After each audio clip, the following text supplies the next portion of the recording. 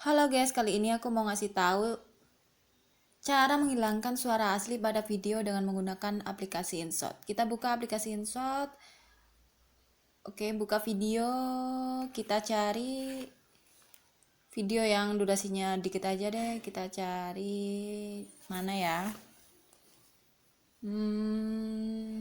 Ini deh. Yang ini bagian bawah. 1 detik aja biar nggak buang-buang kuota.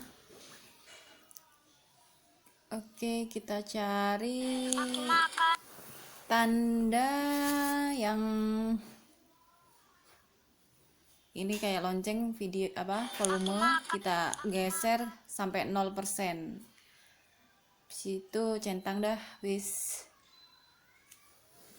Aku biasanya kalau mau edit video pasti yang pertama kali aku lakuin ya bagian suara asli ini.